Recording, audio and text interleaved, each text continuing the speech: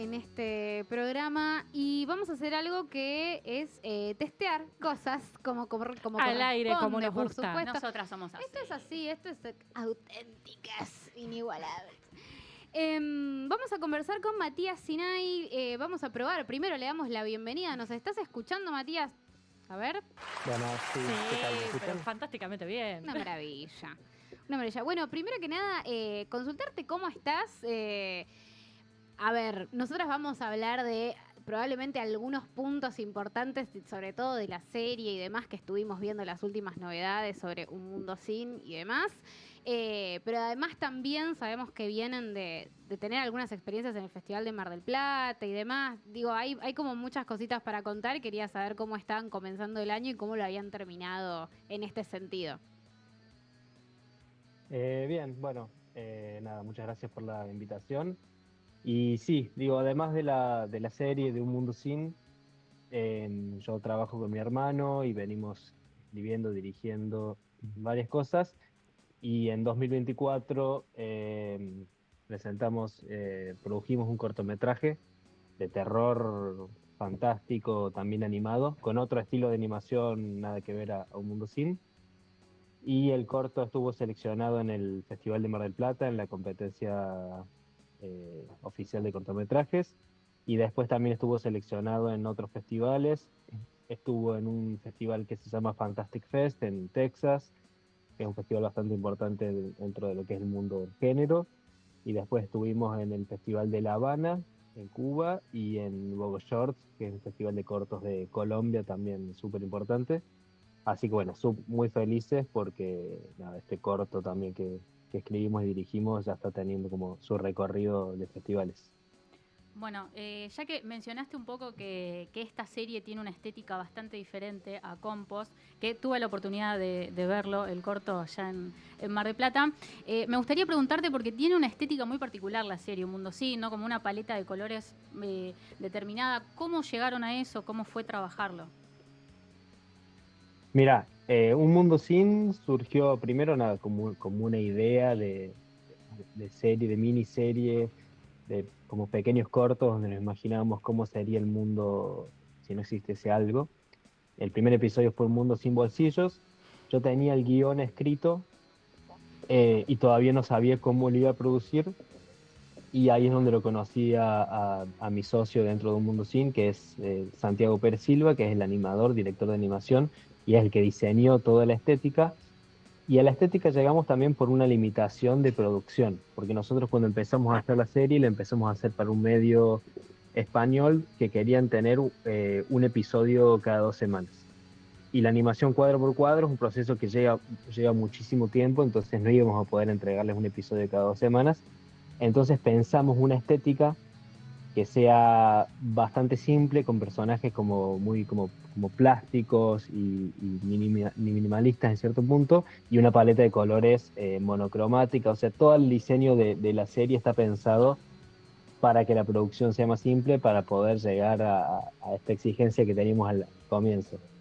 Después, ya como que lo que fue un limitante en su momento se convirtió como en una marca registrada de la serie y hoy hay gente que ve una imagen de Un Mundo Sin y ya reconoce instantáneamente los personajes o escucha la introducción, la voz, como las pequeñas cositas que fueron haciendo que hoy sea como, nada, como una marca registrada Un Mundo Sin. Me hace acordar un poco lo que contás al caso de la frecuencia Kirlian y esta cosa de también Totalmente. tener como un limitante, como decías, que después se termina transformando en una decisión estética que marca una identidad como muy fuerte y que hace que me pregunto un poco por el trabajo que hace que con esos recursos se pueda lograr algo que se ve muy profesional, que se ve muy prolijo, digamos. ¿Cómo ustedes fueron pensando en esa producción para decir con lo que tenemos Que salga bien, que ¿no? salga muy bien, ¿viste? Claro. Como que salga muy prolijo y tratar de no hacer agua en ningún lado cuando por ahí sería como lo más lógico decir, bueno, hay cosas que no puedo cubrir, que Queda como suceda, queda, ¿no? claro. Digo, ¿cómo fue cómo lo conciben ustedes ese trabajo? Mira, cuando empezamos éramos solo dos, Santiago y yo haciendo la serie, entonces sí teníamos esos limitantes y a veces teníamos que o hacer los episodios más cortos Mm. o algunas escenas que por ahí eran muy complejas de animar, no sé, las cambiábamos por otra, como que reescribíamos el guión también para poder llegar, porque yo de golpe escribí una escena donde decía, bueno, y acá vemos 8 personajes en escena, y Santi me decía, bueno, mira, che, no llego a Claro, animar 8 8 por ahí es un personajes en el montón. mismo plano. Eh, Aparte es animación cuadro por cuadro, entonces bueno, es un trabajo enorme. Entonces, sí, fuimos como arreglando desde el guión. Yo siempre creo que desde el guión se trabajan todas estas cosas. Cuando tenés estos limitantes, tenés que trabajar un poco más en el guión. Mientras más tiempo tengas para pensar el guión y para escribir y reescribir, más fluido va a ser. Sí, obvio, si tenés todo el presupuesto del mundo, listo, podés escribir lo que sea. Pero por eso a mí me gusta mucho trabajar y escribir y reescribir el guión pensando ya en los medios que tenemos. Y como decías antes, a veces un limitante puede ser algo bueno. A mí me gusta trabajar sobre cuando te marcan la cancha, te dicen, bueno, tenemos este presupuesto, no podemos salir de acá.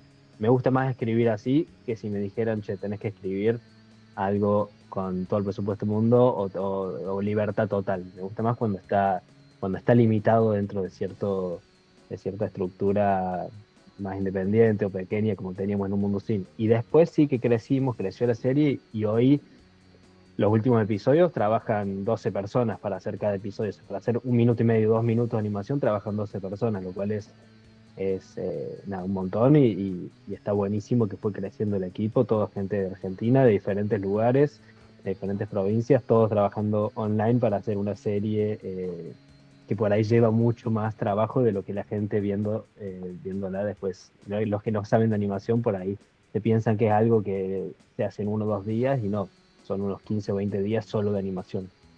Eso con la animación pasa un montón, igual que esto de no saber cuánto es el trabajo que hay detrás, ¿no? A la hora de realizarlo.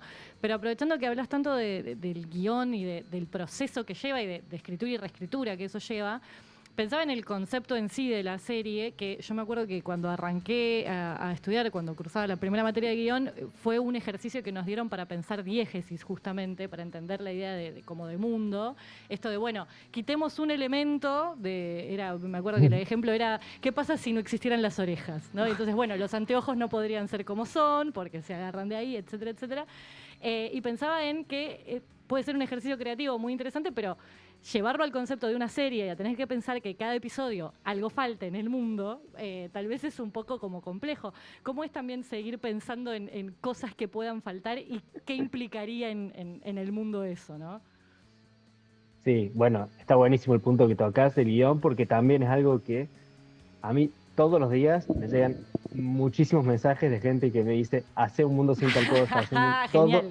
Abriste una puerta ahí. Listo, claro.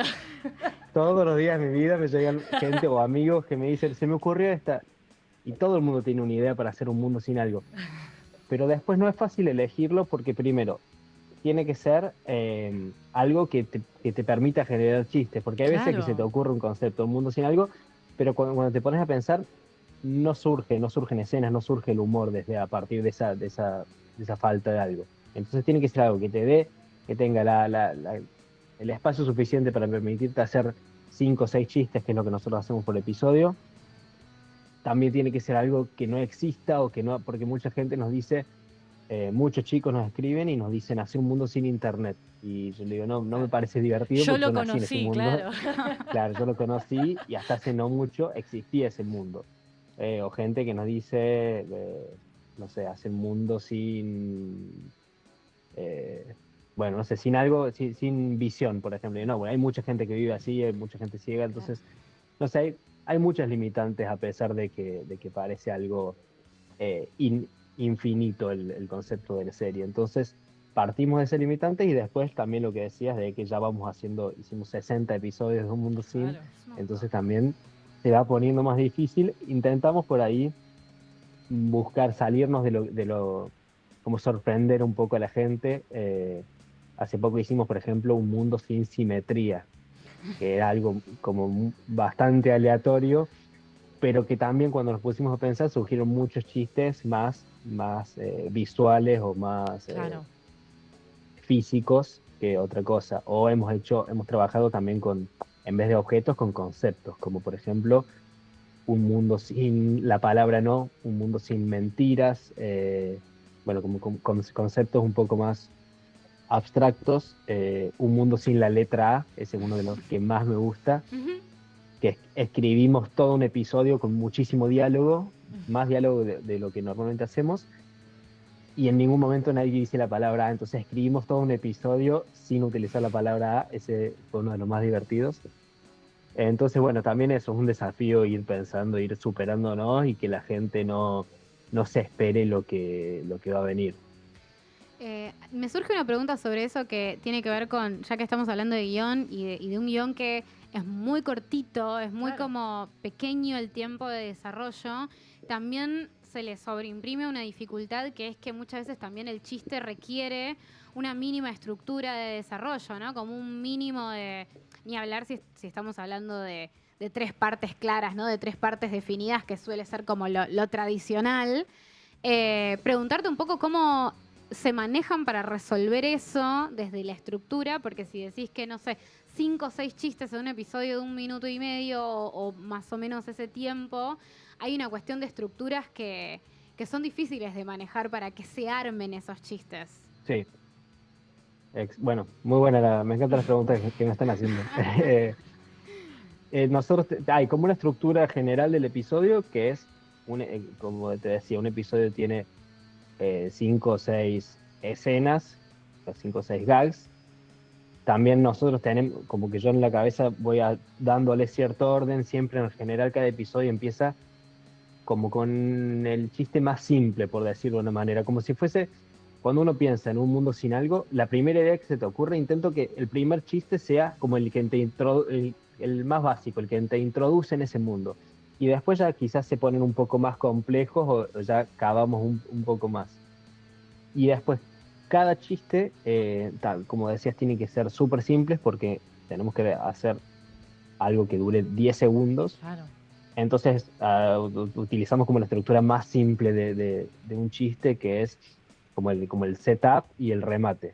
Entonces, en esta como mini preparación, te planteamos algo y después le metemos un remate. Muchas veces utilizamos como una especie de engaño.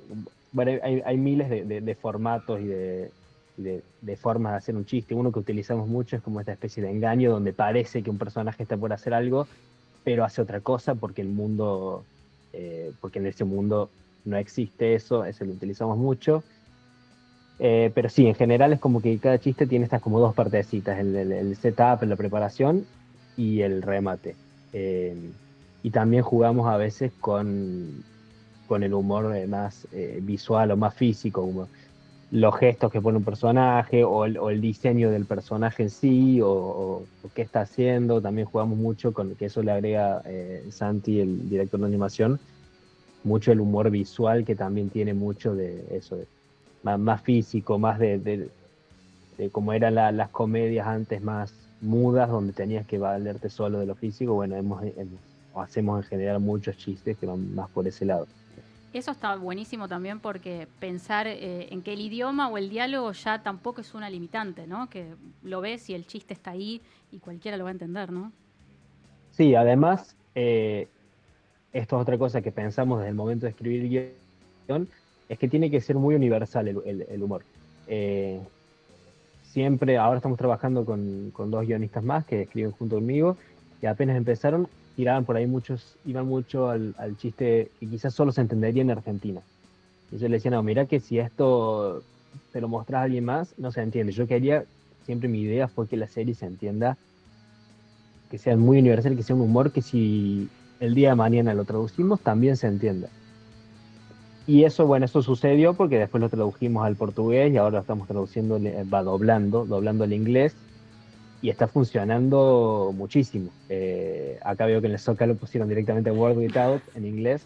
Bueno, esa es como la gran novedad, que la estamos haciendo doblando en inglés, y en Estados Unidos, en Canadá, en Inglaterra, está viendo muchísimo, muchísimo la serie. Ya tenemos millones de reproducciones en esos países y se entiende perfecto y es el mismo chiste, solo que doblado, y la gente se ríe y les encanta y los están compartiendo. Incluso nos nos han llegado mensajes de gente de China, que alguien había descargado nuestros episodios y los había subido porque en China no, está prohibido YouTube, Entonces, como no está YouTube, tienen una red social que se llama Bilibili, que es como el YouTube chino, y alguien de golpe nos había robado todos los episodios y los había doblado como con inteligencia artificial o con unos subtítulos así como bastante Desgarrador. rudimentarios en chino, y cuando me escribieron, me dicen, che, un chino me escribió y me dijo, estoy usando el traductor de Google para traducirte esto, te quería felicitar, me encanta tu serie. Y yo le digo, ¿Cómo? ¿cómo la viste? Y me pasa el link de Bilibili. Y entro y de golpe tenía literalmente millones de reproducciones No, que yo no estaba wow. enterado, y me puse a leer todos los comentarios en chino, los copiaba los comentarios, los pegaba en Google en Translate, y la gente decía como, jaja, qué graciosos los científicos que aparecen al final. O sea, a pesar de estar mal doblado, con unos subtítulos que deben haber estado pésimos, hechos con inteligencia artificial, se entendía igual y la gente lo veía. Entonces ahí, por un lado me puse muy orgulloso, y después por otro lado los denuncié a Como Bilibili y lo corresponde, bajaron toda la claro. serie. Bueno, pero ahí me llevas a algo que justamente te quería preguntar y que en el Graph lo pusimos directamente en inglés porque es una de las últimas cosas que estuvieron anunciando, que es esto de que están trabajando justamente en este tercer idioma para la serie. Y me interesaba pensar en cómo había sido ese proceso también, porque obviamente la selección de las voces, aunque incluso los diálogos sean pocos y demás, hay todo un trabajo cuando hay animación en esa actuación y en cómo se generan también ese humor, ¿no? en el idioma y en lo que se dice. ¿Y cómo fue hacer ese trabajo? Una vez que ya por ahí eran episodios que tenían escritos hace un montón, que ya sabían que funcionaban en español, y de repente, bueno, decir cómo los pasamos a otros idiomas y a otras latitudes de alguna manera. Sí.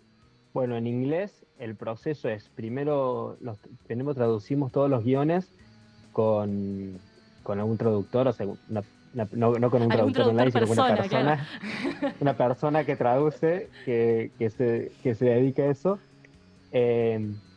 Y después algunos chistes o algunas cosas que están escritas, nosotros tenemos muchos chistes como carteles de fondo, como juegos con películas y demás, que eso por ahí requieren un laburo más adaptarlo a Estados Unidos. Y cuando tenemos ya la traducción, que por ahí sí algunos chistes de verdad que tenemos que darles más vueltas para lograr como que se suene local. Y después las voces las estamos haciendo con actores y actrices, o sea, que hablan inglés nativo, que viven en Buenos Aires. Bueno, la voz principal de la serie la hace Matt, que, bueno, el Instagram es el gringo de Villa Crespo, ya ahí te dice todo. Excelente. Que él es de Estados Unidos y vive en Buenos Aires, y bueno, él hace varios personajes, hace como el 70% de las voces, te diría, y es buenísimo él. O sea, la otra vez en un episodio tuvo que ponerse a rapear en un mundo sin guerra. Hay una escena que es como no hay guerras, se define todo como rapeando una guerra, y él se puso a rapear y escribimos este rap en inglés y quedó buenísimo. Entonces, la verdad que tenemos la suerte de trabajar con gente mismo en Buenos Aires, conseguir un montón de actores americanos que hablan inglés nativo y que podemos doblarlo y que van al estudio a grabar, y entonces se hace todo muy... Porque también es otra cosa que pasa, que nos escriben un montón de empresas para ofrecernos doblaje con inteligencia artificial. También todos los días nos llega el mail de, hola, somos nuevos, quieren doblarlo en inglés, en japonés o qué sé yo. Y todos te ofrecen doblarlo con inteligencia artificial, pero para lo que nosotros hacemos, digo, para otro tipo de contenido en YouTube, quizás funcionaría. Para lo nuestro se pierde muchísima la gracia, porque un poco la serie siempre tuvo este tono como casual, como a propósito, que sea como muy, sí, esto muy casual, y no hay forma de lograr eso con la inteligencia artificial.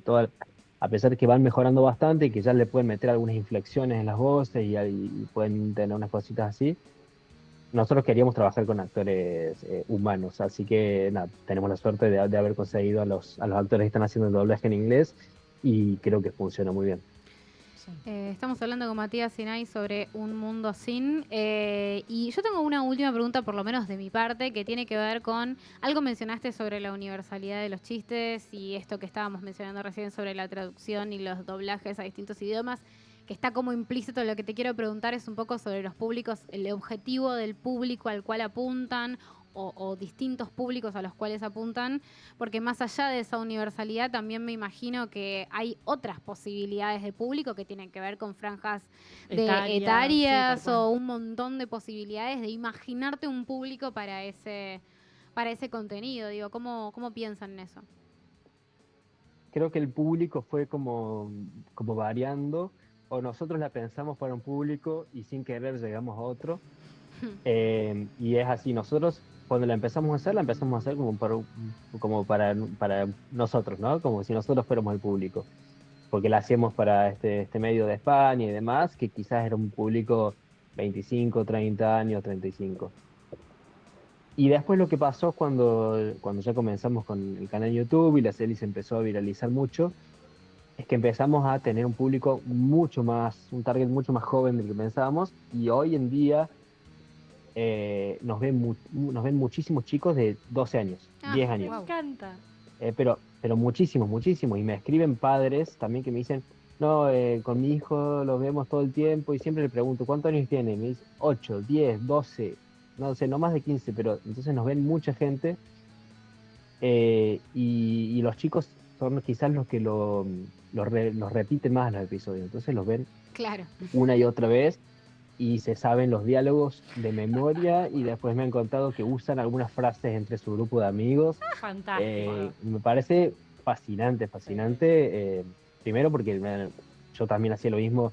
La primera serie así web que vi es Alejo y Valentina, y, Claro. y Obvio, sí. me crié eso, y cuando tenía 15 años repetíamos las frases y todo, y saber que hay toda una generación de chicos que está haciendo eso con el mundo civil me parece alucinante. Hermoso. Ay, increíble. Entonces es como que llegó a ese target de niños. De hecho, me escribió un padre esta semana, justamente, para decirme que era fanático, el hijo y no sé qué, y que a su vez le servía para hablar de un montón de cosas, como que los ayudaba a pensar también a los chicos, porque de golpe se ponían a imaginar cómo sería el mundo sin tal cosa, y en la familia se ponían a debatir, y se generaba este espacio donde todos en la familia estaban hablando, y empezaban a flashear cómo sería el mundo, como más desde un punto de vista científico, sin esto, sin lo otro.